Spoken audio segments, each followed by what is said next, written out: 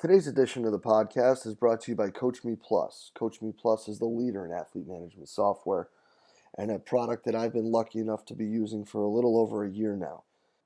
Only rivaled by the impeccable customer service that Kevin and his staff provides, Coach Me Plus's ability to constantly be amoeba-like in their ability to mold and matriculate what you're trying to get across and bring together is absolutely fantastic.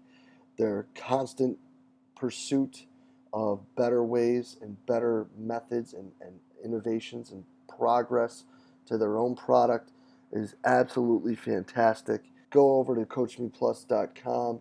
Check out what they got, guys. It's something that I guarantee you won't be disappointed with. So in the first part of our wellness questionnaire podcast, we talked about the McLean research that supported subjective questionnaires and objective information. We talked about the 5 questions that you might ask in a questionnaire, including fatigue, sleep, muscle soreness, stress, and mood level. And we talked about the scale being 1 to 5. And the one thing that we see with a lot of different sports science programs is a simple math problem. You take the values and you say, well, 1 through 25 is the best score that you can have. So if everybody's a 25, then they're all great. And the reality is that you have subjective indicators here. And what you want to do is you want to normalize the data for the individual instead of trying to score everybody the same. So we're going to get into a little bit of math here and actually talk about how we're going to do that. What we're going to do is we're going to create a z-score value. And we do z-score values instead of standard deviation changes because of the difference in somebody who might have high variance. And I'll talk about that in a second. But first, what you want to do is you want to take your values and do a moving average. And the moving average might be the last 6 data values that you had. So you have a 6-day moving average from the previous 6 data points. You store that as a value. The next is you take a standard deviation moving average. And basically the moving standard deviation is the same type of thing. You take the standard deviation score from the last 6 values. And then finally you get a z-score by subtracting the moving average from the current value and dividing that by the moving standard deviation. So we take a look at 3 different athletes who have a difference in the way that they actually score their data. One of them is highly optimistic and he scores a lot of 4s and 5s. The other one is highly pessimistic, scores a lot of 1s and 2s. And my third athlete is wildly variant. He scores a lot of 1s and 5s. Now, if we were just using standard deviation change, the variance wouldn't be accounted for. So z-scores help flatten out that data set so you can look for the changes in the z-score instead of looking for the changes in those 1s and 5s. Our friend Matt Hawley at Notre Dame actually uses a color code for getting warnings on that z-score once he has them. Basically, he goes with the stoplight approach, the green, red, and yellow. Anything over a 0.5 is a good change. It's a green. Anything that's between a 0.5 and a negative 0.5 stays in the gray. It's not enough to be concerned about. Anything between a negative 0.5 and negative 1.5 is yellow. That's my area of concern and warning. And then finally, anything below a negative 1.5 is red. That's where I step in and have my intervention. When you normalize your data and you color code based on something that is flattened out for all different cases for subjective indicators, now you can actually make judgment calls on the data instead of just saying, I'm going to look at the numbers from 1 to 5 or 1 to 25. Z-scores are your key to helping understand this information in a much better way. To get your weekly dose of applied sports science updates, go to CoachMePlus.com and subscribe to our weekly newsletter. That's CoachMePlus.com. In today's episode of the podcast, I sit down with University of Virginia's basketball strength and conditioning coach and 2016 presenter, Mike Curtis. Today, guys, Mike and I are going to sit down and we're going to talk coaching intuition. Mike's going to get into how intuition and monitoring kind of fit together in this new sports sciencey trend that we're kind of in the middle of. And he gets into some really awesome examples of how the two have worked together for him and where there's been times where there's been kind of some tug of war between intuition and what the monitoring and science is telling him. We get into how each of his mentors have guided him, molded him, and really helped him develop not just his philosophy, but his intuition when it comes to working with student athletes. We get into what, to expect from Mike at this year's edition of the seminar and what the future holds at UVA, how this progress and all of this is going to keep moving forward and hopefully to the continued success that they've been having there at Virginia. Mike's doing a heck of a job out there. Really great to have him on the podcast this week. And really excited to have him here in July for the seminar. I hope you guys enjoyed the talk as much as I did. Let's get right to it. Mike, thanks for being on with us today, buddy. Jay, thank you so much for having me. It's an honor. You've had some tremendous guests on the podcast, and you've also had a tremendous list of speakers over the years. So I'm thrilled that you actually asked me to speak. I think we've been talking about it for quite some time, and finally kind of got me on the hook for it. So looking forward to July and looking forward to our conversation today. Yeah, definitely have. You've been the one that's gotten away a few times from me, buddy. I'm really excited. I'm excited to have you here, and I'm super excited to have you coming in July to speak with everybody here at the seminar. So leading into this, we were just talking about a pretty neat, interesting topic, and I think a lot of people, when they think of Jay and Mike, they think of both of us when it comes to having a lot of neat toys and being involved in the monitoring. But we started talking about the coaching intuition a bit. So let's talk about that and get things rolling from that point. Like you said, I think one of the hot topics right now is athlete monitoring and all the technology that revolves around athlete monitoring. But what I've found is that a lot of times it's all those conversations I've had with people.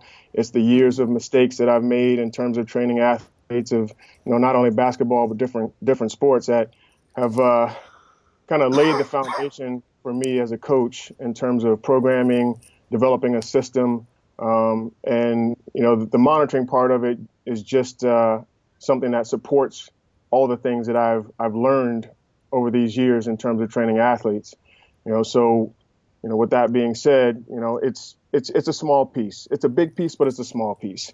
Because I think what it essentially does is validates what we do and the processes we go through, and in terms of developing a yearly program, and also trying to figure out what our interventions need to be when we start going down the wrong road with our athletes. So, but at the end of the day, it's all those experiences that I've gotten, all the mistakes that I've made that have allowed me to develop programs for our athletes that I think have elicited somewhat successful results.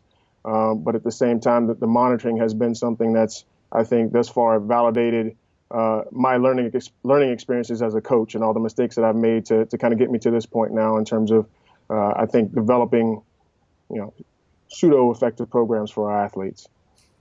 I think it's probably a little bit better than pseudo-effective.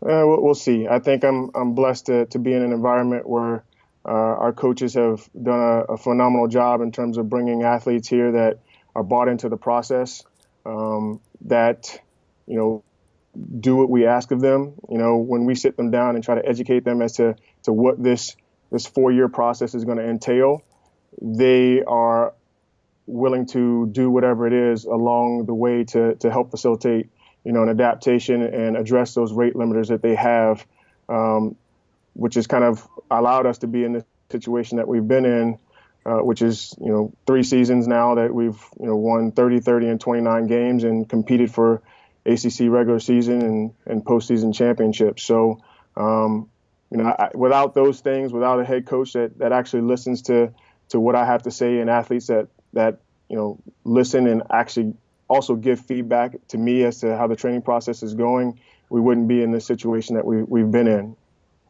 Yes, and very successful position. And it's something that I think has probably taught you quite a bit along the way. So let's talk about examples. So has there ever been something where you've been like, my intuition is telling me that we need to go left and the monitoring is telling me to keep going left? And then maybe an example of something that, whether it be Catapult or Omega Wave, or you guys use First Beat, right? Correct. That would telling you you're going left, but you need to go back to the right. Well, I'll start from the very beginning when we first got here. Part of this process of acquiring technology has been very slow. It's been one thing at a time. What we try to do is get one piece, try to understand that piece of a technology, and then slowly add another piece, one at a time. And 7 years ago when we got here, the only thing that we really had was heart rate. So the first beat, we were utilizing that for internal load during our practices and some of our ESD work. And whenever you get to a new program, there's this sense of urgency to try to, change the culture, work your butt off so that it elicits wins. And a lot of times what you're actually doing is you're overtraining or overdoing what you're doing with your athletes. And I think what we found is that, the first few years we were having this incidence of overuse type injuries that was kind of limiting our ability to actually be available to work on our craft and our skill. And, I had this intuition, I don't know if our head coach did, because, they kind of get to this place where they're singularly focused on what do we need to do to get these guys win games. And sometimes that's a little bit more than what they can actually tolerate in terms of workload. So the impetus for us was, we've had these injuries, it's affecting our availability. We need to find a way that I can quantify what my thoughts are in terms of our workloads in order for us to maximize our training process. And slowly we started to add different things, megawave, catapult, and what happened is, as we started to integrate this technology, what I had always thought in terms of reduction of workload, now I was able to go to coach and say, okay, listen, this is what I have thought we should be. This is where we're actually at. And now we can go back and look and say, you know what, this guy is out with a stress fracture. This person's out with a stress fracture. Maybe if we had been using this technology, it would have allowed us to avoid these situations, because ultimately at the end of the day, our success is going to be predicated on your ability to actually develop them in a technical and tactical manner. And right now we're losing these guys just because we're pressing so hard and we're not really paying attention to what our gut feeling is. We just want to get work in. We just want to get work in. We want to try to get to a point where we have, it's our culture and these guys understand what it is it's going to take to win. And sometimes, a broken athlete can't win your games. So from, an overall perspective, what you see is that where we're at in the last 3 years, what my intuition has been validated by us utilizing the technology to have a more structured planning of what we're doing, which has created more availability of our athletes so that they can work on their skill, they can work on their craft, they can play together and develop that camaraderie that is necessary for teams, especially our team, which, if you look at the makeup of our team, we're not like most ACC teams. We don't have one or two McDonald's All-Americans. We have kids who are 3-star recruits, and our biggest thing is developing them. But how do you develop an athlete when they're in the training room or they're injured? So, we kind of went through this process. The coach and I evolved together, and I said, this is probably what our training process should look like. And now that we have this technology, all right, you can kind of go back and we can look at these trends, and these trends are telling us that we're not following this or we are following it.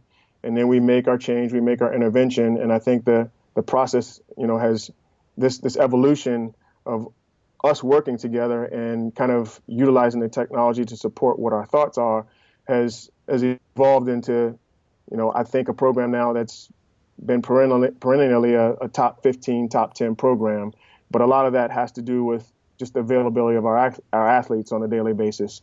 So, what we found is that the technology has helped drive our decision making, but at the end of the day, I have kind of gone to coach and said, this is what this training period should look like.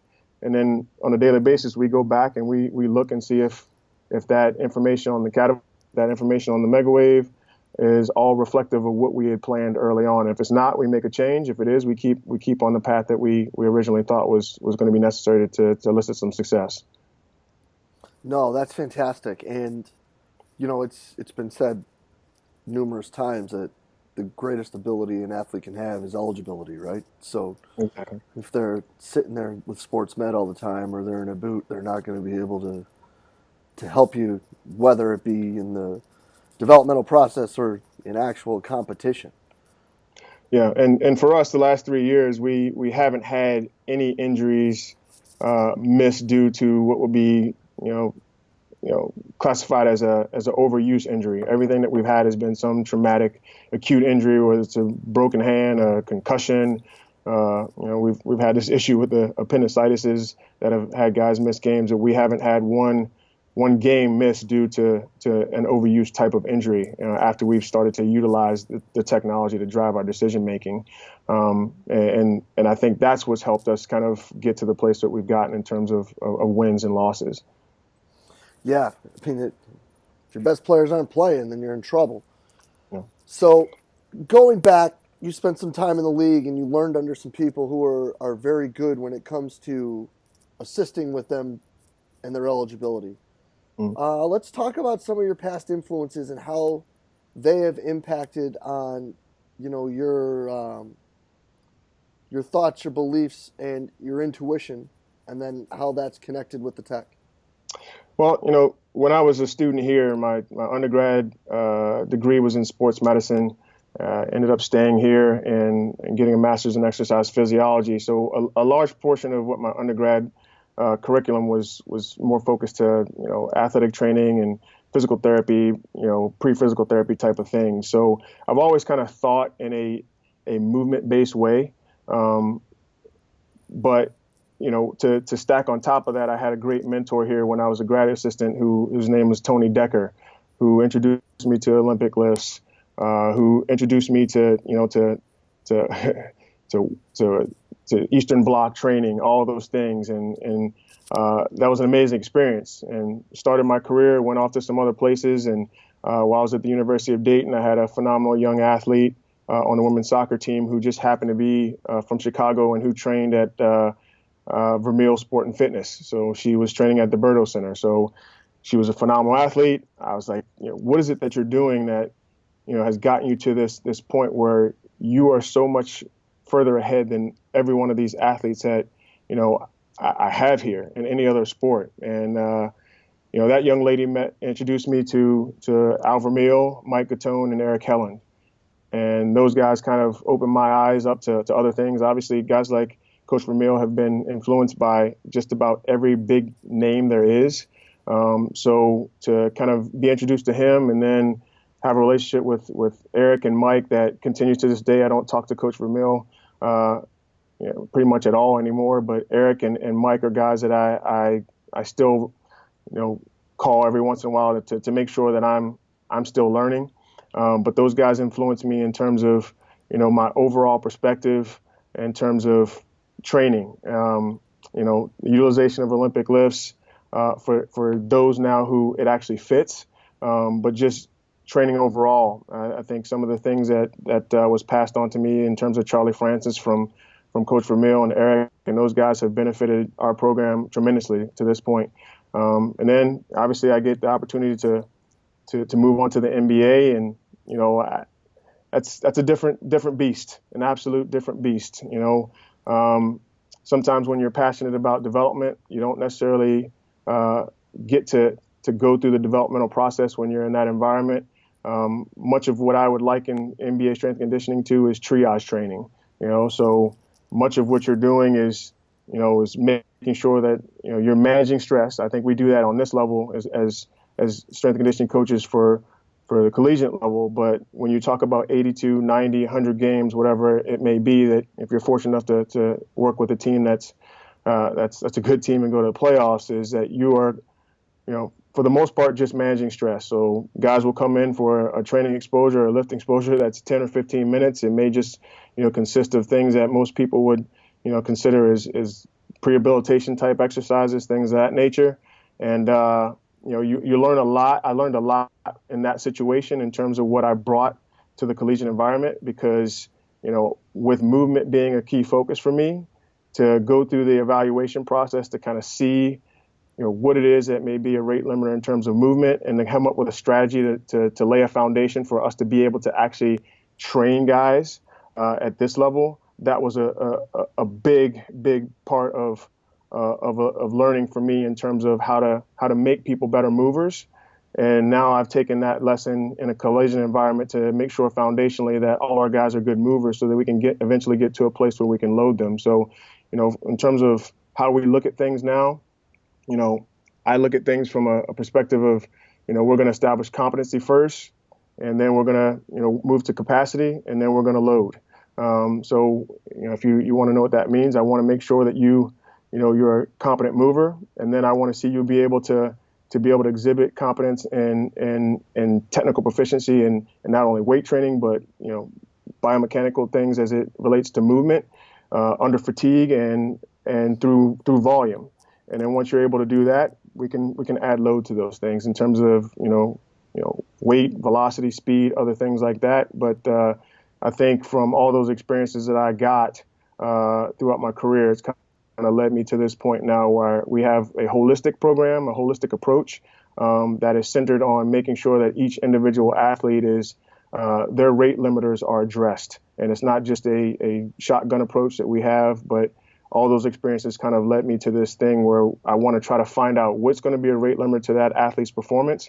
And we're going to address that based on all those experiences that I've had in the toolbox that I think I've been able to formulate and accumulate up until this point.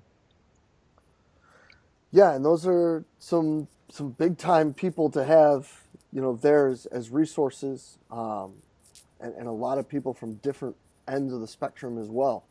Yeah, and one person I forgot, and you and I used to get on and do Google Hangouts with them, but Charlie and Charlie Weingroff and Art Horn have also been great resources, especially when you talk about uncovering what may be, dysfunctions to an athlete being able to realize their potential or, potential indicators for injury. Those two guys have also been, great influences on me in terms of, one, I need to stay in my scope of practice, but giving me strategies for me as a strength coach to implement into our program to make sure that, these kids are continuing to move well, move often, and move under load. Yeah, and I think, too, what makes those two unique is that they're both strength coaches, too. Exactly. And they're great influences, and much of what I do, I attribute to the education that I've gotten from those guys.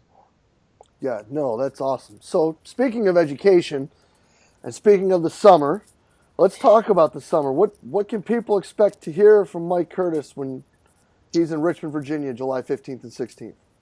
Well, I think we kind of alluded to it in the very beginning, but, one of the things that, I kind of want to tie in everything is, culture, coaching, and technology. So we utilize the technology, but at the end of the day, our culture is the foundation for us to actually be able to use it.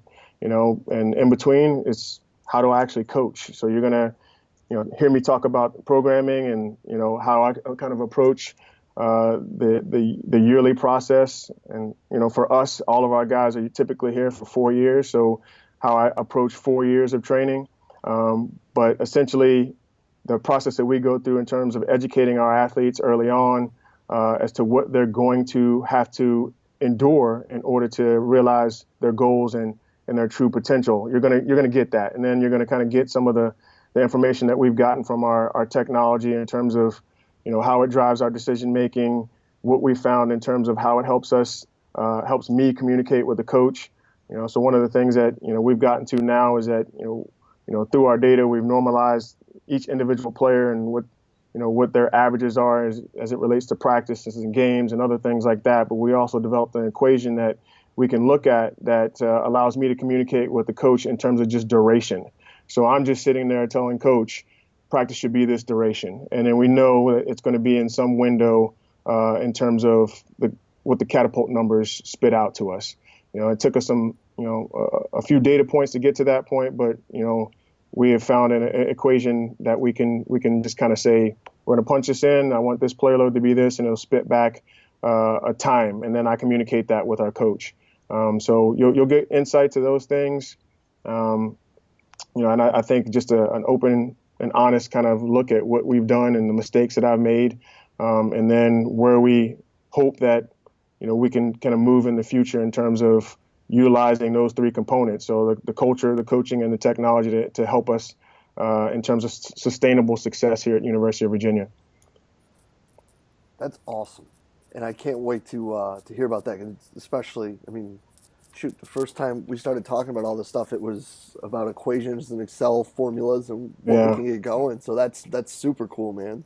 yeah, and I can't, take credit for that. I'm a strength and conditioning coach who kind of dabbles in some of the sports science, and I've been fortunate enough to kind of bring people in to surround me that, we have, one thing that's great about University of Virginia is that there are some crazy smart people here as undergraduates and graduate students who, some of them have a passion for sports science and physical training and things of that nature. So we've been able to bring some of those people in and have a young lady who's just been crunching numbers for us and doing some retrospective studies. And now we're trying to kind of, like I said before, it's validating what we already planned.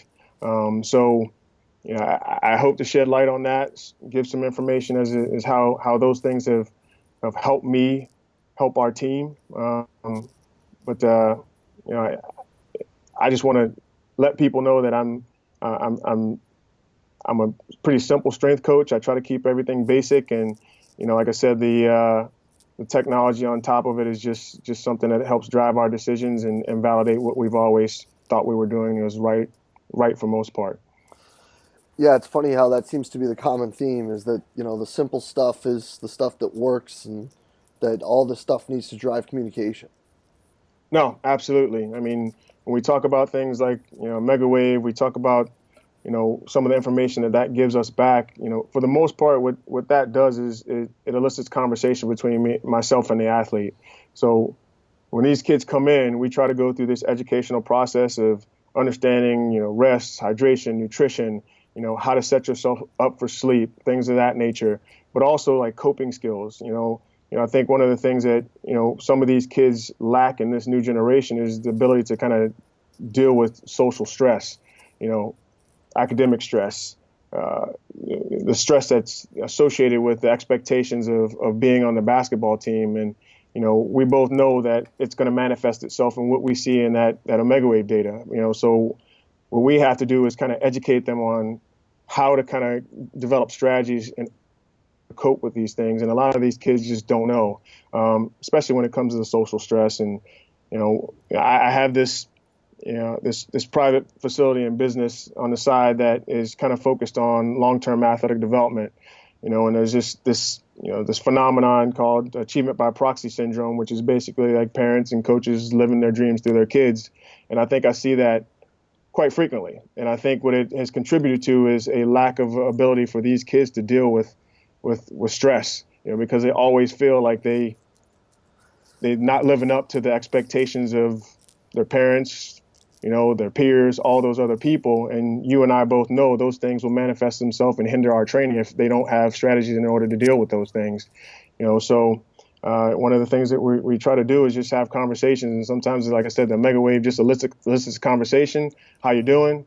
My girlfriend cheated on me. I failed this test. And it's just a matter of just sitting and talking with the kid just to kind of alleviate some of that stress so that we can set them up for a better training exposure 2 or 3 days down the road, because they just needed somebody to talk to. But that's one of the things that, the mega wave provides for us. Or it's, you're not sleeping well. All right. Are you doing all those steps in terms of, cutting off your phone, making sure that, the lights are off and taking this time to set yourself up for good sleeping habits, or other things. But a majority of the technology is really, like you said, to facilitate more conversation so that we know what's the proper intervention for that particular athlete. Because a lot of times we can just kind of look at him like, oh, you probably need this. But no, you got to actually talk to the kid to see what is actually going on, and below the surface in terms of what's causing that level of stress that may be hindering the training process. Totally, 100%.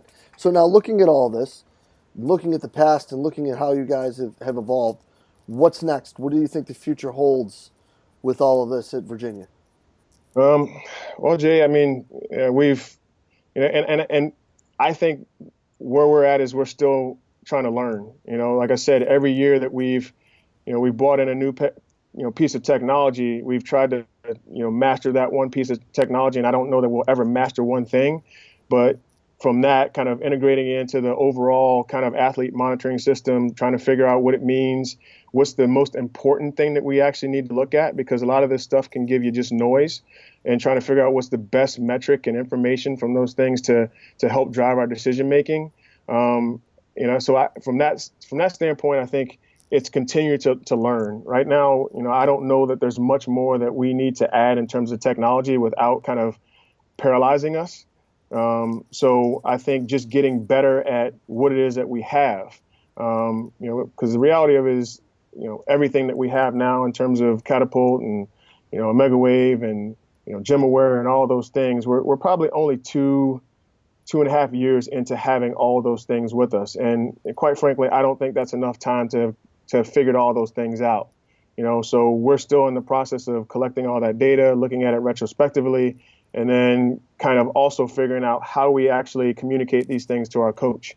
I think at the end of the day, if you don't have a coach who's going to listen to what, you are suggesting in terms of interventions or adjustments, there's no point in you actually having all this stuff, and I'm fortunate that every day Tony Bennett calls me and says, what do you think today's practice should look like in terms of intensity and duration? And we have a 10 to 15 minute conversation about the information that we've collected.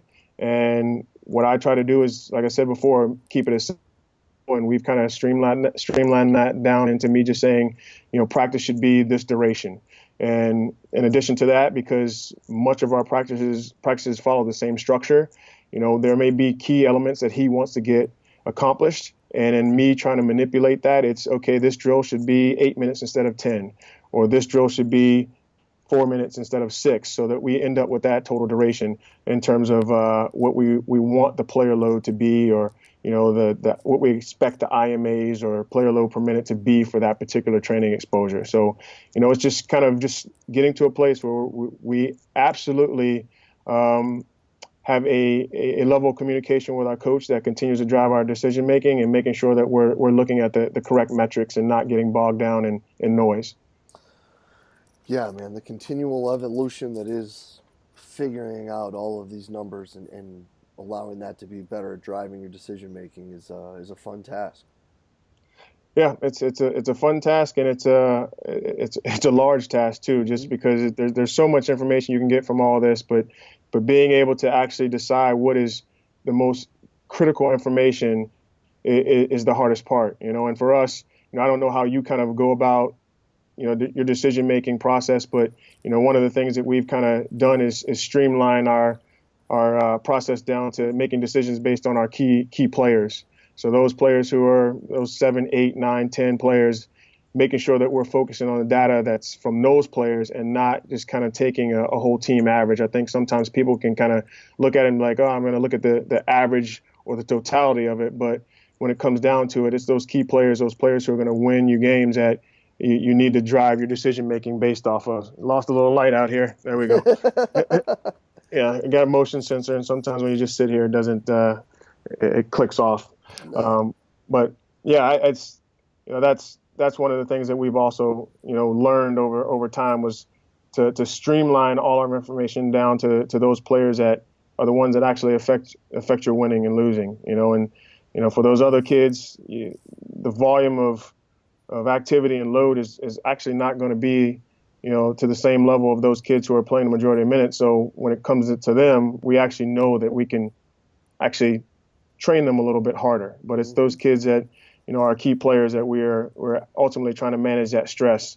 And it's we go through 2 periods during our training year. One is to try to develop a level of robustness and durability, and then when we get into season, it's managing that stress so that they're optimally ready to play. So it's, but when we get into the season, much of our decision making is based on our key players. Yeah, and it has to be. I know that a lot of people that do what we do like to talk about how everyone's the same and everyone needs to be treated the same and all of that, but at the end of the day, nobody cares how much work your walk-on does I Yeah. know like that sounds kind of awful, but it's just kind of the reality of the situation that, if your top 7 or 8 cats are, that are getting the minutes aren't the guys that you're accounting for, and you're accounting for, the people that are getting the extra work who may be just developmental projects, you might be putting the cart a little bit before the horse. Yeah, but some of those kids are also great guinea pigs to try new methods and means. Though they're awesome with that. 100%. 100, uh, and usually when they're younger, they're ready to dive right into it too. exactly. And then to what you said in terms of also utilizing the technology is having an understanding of the different recovery abilities of each one of those players. That's the other thing. Like, yeah, we're basing everything on our key players, but also to kind of recognize that each one of those key players is going to absorb and adapt to stress at different rates based on sort of what we alluded to before in terms of their coping mechanisms, in terms of, social, academic, things related to sport. Every one of them is going to adapt to the stress that you impose on them at a different rate. So being able to kind of, make sure that you're training and what you're changing in terms of the weight room, or what I'm suggesting to the coach, all reflects that athlete's level of adaptability. Yeah, 100%. Mike, that's some absolutely fascinating stuff, and I can't wait to hear about it here in a couple months. Thanks so much for being on, buddy. We'll get this up quick, and really excited for you to be here in July. It's going to be absolutely killer, man. Well, Jay, thanks for having me. Like I said, once we kind of get all this data kind of crunched and we get to July, I think it'll be fun to kind of present that to you guys so you can kind of see how it kind of all played out and how it drives our decisions. That's going to be awesome, man. Appreciate it. We'll be in touch real soon. All right, appreciate it, Jay. And a huge thanks to today's guest, University of Virginia basketball strength and conditioning coach and 2016 presenter Mike Curtis. Guys, awesome stuff. Absolutely fascinating. Mike's one of the best out there, and he's always open and honest with all of his sharing. I'm really happy that he spent the time to talk with us today and to be as open and as honest as he was, to give us just a quick little glimpse into what's going on over there at UVA and everything he's doing with hoops. And really excited to hear what he's bringing to the seminar this year, guys. It's going to be an absolutely killer talk. It's going to be a killer weekend. Hope you can make it here July 15th and 16th for the 2016 edition of the seminar. And I hope we see you then, guys. And, if you enjoyed the talk, please share it through the social media outlet of your choice.